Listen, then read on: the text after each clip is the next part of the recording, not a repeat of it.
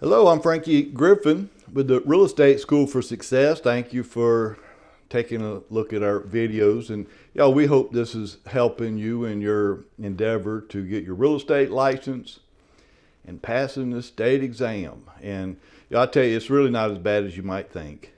It's not. But we're here to help, and we're going to make sure you're successful. That's what we do here. Well, in this video, we want to talk about this thing called capitalization. When it comes to capitalization, obviously we're dealing with trying to figure out property value, but utilizing the income approach. Now, hopefully you recall this. If you've taken the class, hopefully you recall, but there's two methods that you could use in the income approach to try to determine value. One of those is gross rent multiplier, which I've already did a video on that. So if you want to look at that video to make sure you understand gross rent multiplier, I'll attach that in the description here. So you can go back and look at it. But the one we're going to talk about today is the capitalization method. So what is capitalization? Well, this could be a good definition to remember for test purposes. And capitalization just means we're converting income to value. Obviously, it would make sense that the more income a property produces, the more value it's going to produce, right? And that's what capitalization is. We're just converting whatever the income is to a value. And so we're going to take a look to see how this would work. There is a formula here that hopefully will help you a little bit.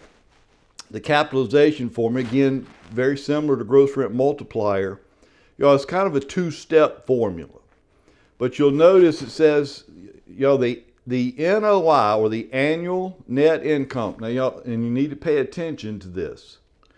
This is annual net income, not monthly, annual. So you got to know the annual income, that's the NOI. Divide that by whatever the capitalization, or sometimes we kind of for short say cap rate. Cap is just short for capitalization. And then that would give you the value of the property. Now, if you're trying to figure out what the cap rate is, then you just take your annual net income divided by the value. And obviously that gives you the cap rate. So how does this work? Well, we're going to make this very, very simple. Obviously, if we're dealing with capitalization, what's the value based on? So, and let me word it this way. What's the first thing I probably need to know about this property if I'm trying to figure out the value of it? The income, right? If we're using capitalization, then the value is based on income. So what's the first thing I need to know? The annual net income. Once you know the income, the net income, you will always divide it by something. I'm telling you right now, if you can remember what I just said there, you're 80, if not 85% done with whatever question they ask you.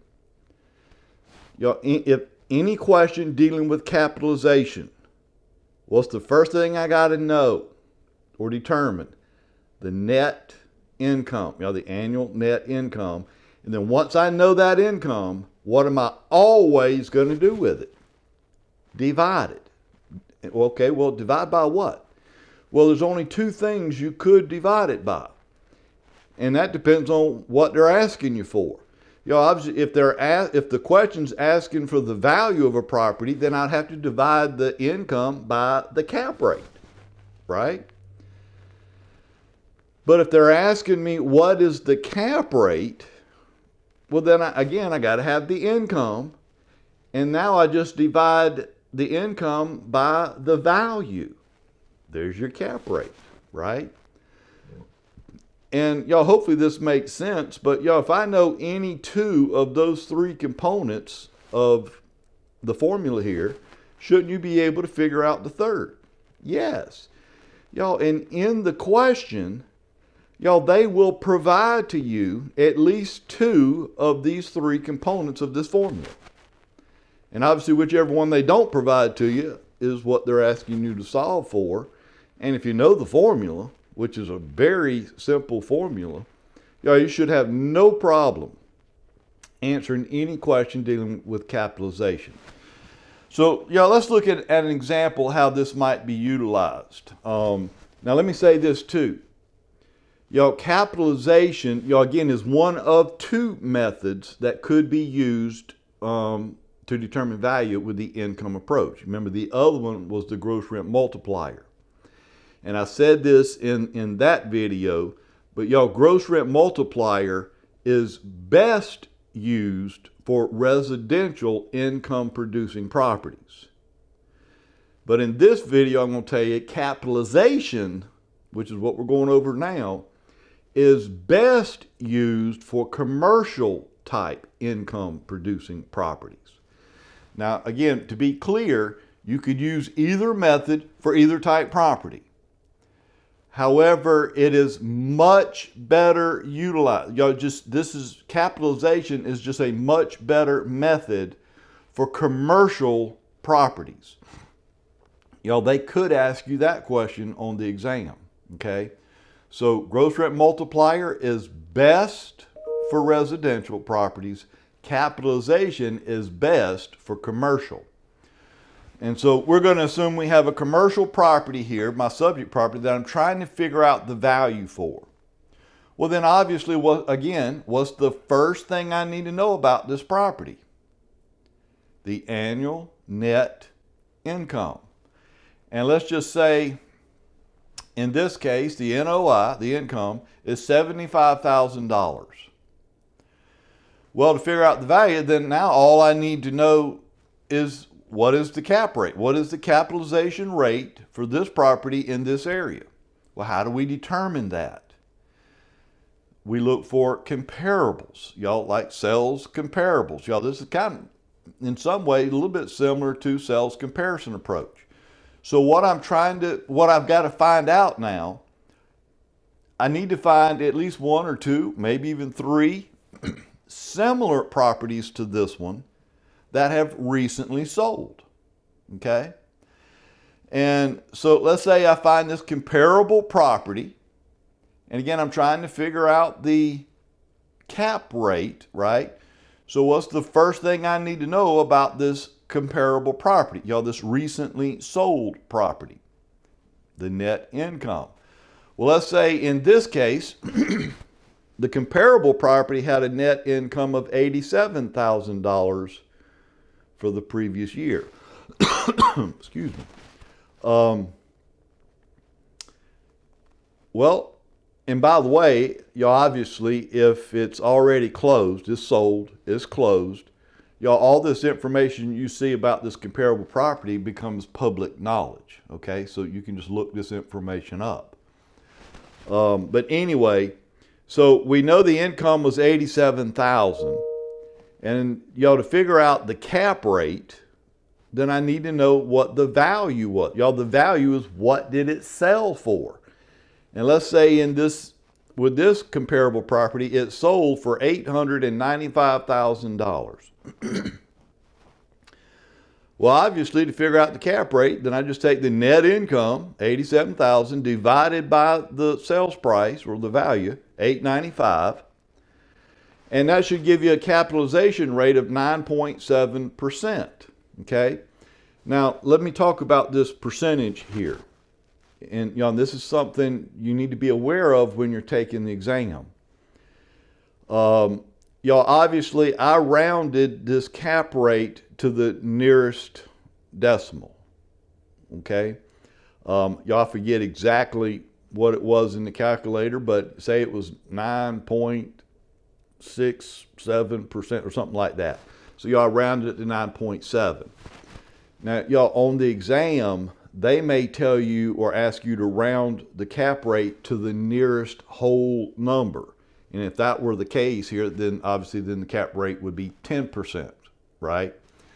My point is just pay attention to what it tells you to do in the question, because it could tell you to do different things at different times. When it comes to rounding numbers, it might tell you to round it to 2 decimal places, right? So just round it accordingly. In this case, I rounded it to the nearest decimal, one decimal place. So we got 9.7%. Now again, to be a little more accurate, if you were doing this in the real world, which I will just tell you, as a real estate agent, you're not going to be dealing with capitalization. Okay, there's a lot more that goes into this than what we're going over here. Again, I'm just trying to get you as a real estate agent through the state exam. Okay, if we start getting into this kind of stuff, you start trying to help people buy and sell commercial properties, you probably need to get an appraiser to help you with this, okay? So just know that there's a lot more to it than what we're going over, but this is all you need to know for test purposes. That's all we care about right now, okay? But what I was trying to say is, you might want 2 or 3 comparable properties and, figure out what the cap rate is for both or all 3, or however many you have. Then you reconcile to figure out which cap rate we're going to go with, okay? But in this case, we know the capitalization rate is 9.7%. Well, if I apply that to my subject property, now I should be able to figure out the value of the property, right? What's the formula say for the value? I take my net income divided by the cap rate, and that would give me the value, in this case, of $773,196. Now again, they may tell you to round the value to the nearest 1,000 or something like that. So just pay attention to whatever it tells you in the question, and I don't think that should be that hard. But seriously, this is not, it's not hard. Honestly, there's only one reason I can think of that might cause a lot of people problems on the exam, dealing with capitalization primarily. And here's the problem you might run into. Now you notice we're dealing with 3 components here. And by the way, when I'm taking a test, which I was an appraiser, I've had to take many of them.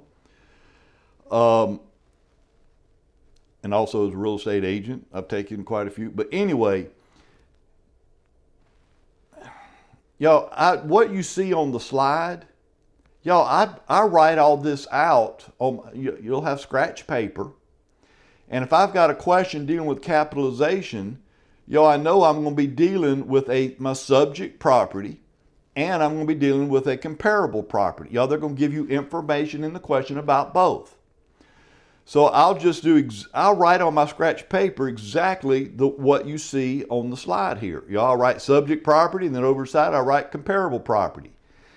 And then I basically extract the information it provides from the question and fill in the blanks here, right? Because they have to give you enough information, like at least 2 components of the 3 components here, so I can figure out the third, right?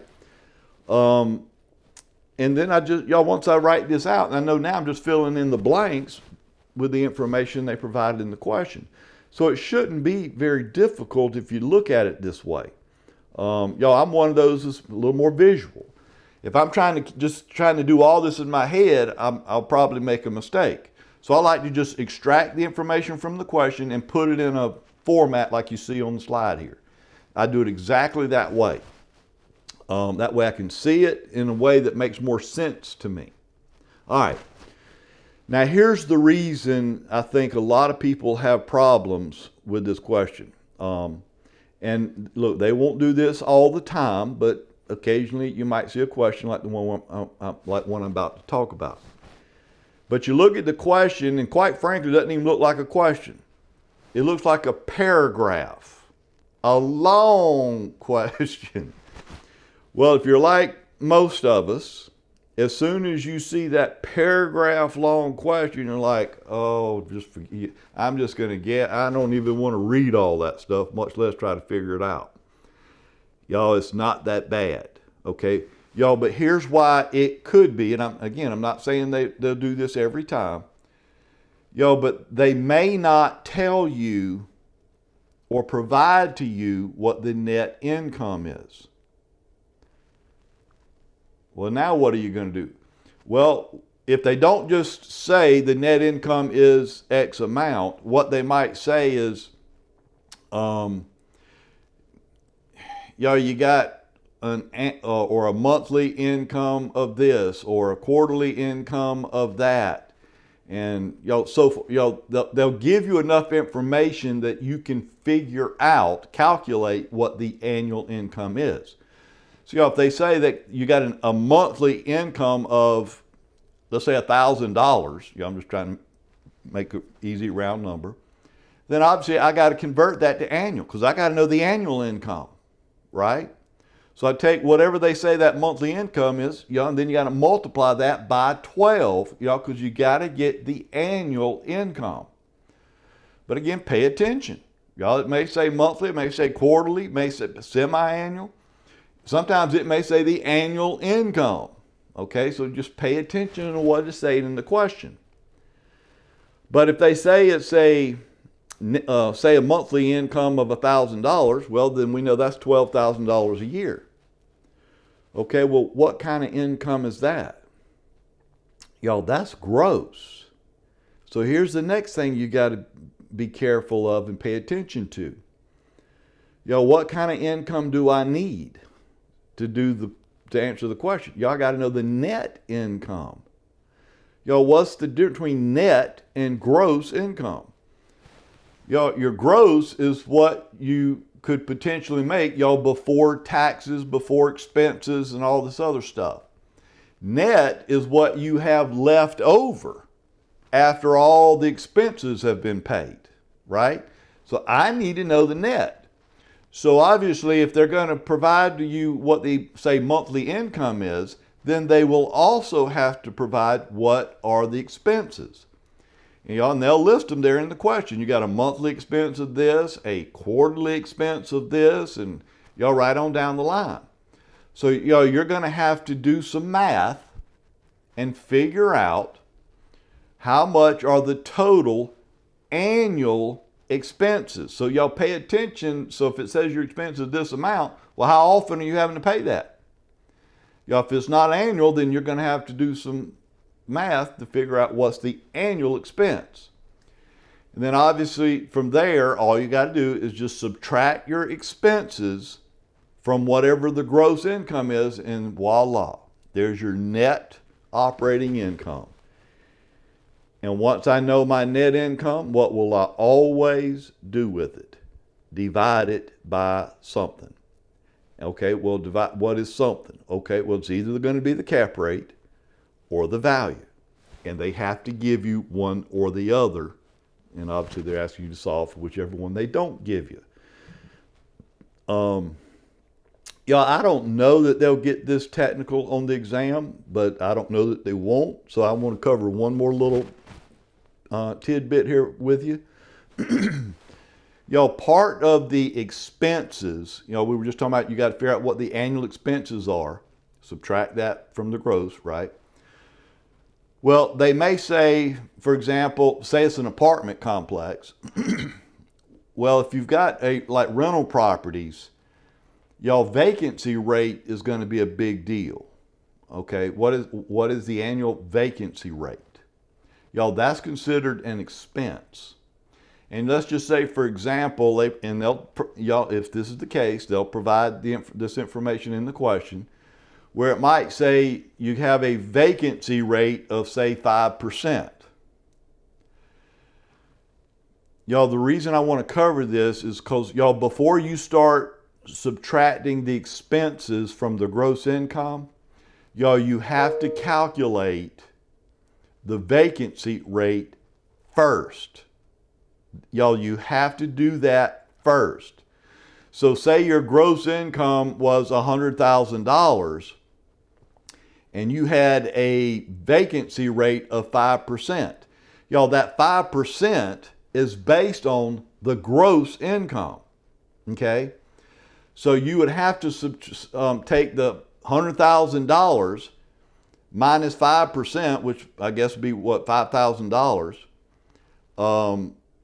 You got to subtract that first. So now you're left with 95,000, and then you can subtract all the other expenses. Okay, y'all, I hope that makes sense. But y'all, if vacancy rate is listed as an expense, and if they list a vacancy rate, that is an expense, you've got to subtract the vacancy from the gross income first, and then you can subtract all the other expenses. Y'all, the other expenses doesn't matter what order you subtract them from. But vacancy has to be calculated and subtracted first before you do all the rest. Okay? You also, hopefully that makes a little bit of sense to you. Hope that obviously the video was very helpful to you. Look, I know you'll do well. Yeah, it does take some practice, and we're going to have some practice questions in the next video on actually doing some of these math problems, both with capitalization and the gross rent multiplier. So if you want to do some practice questions, just look for that video. It'll be coming up very quickly. Okay? Shine for Jesus.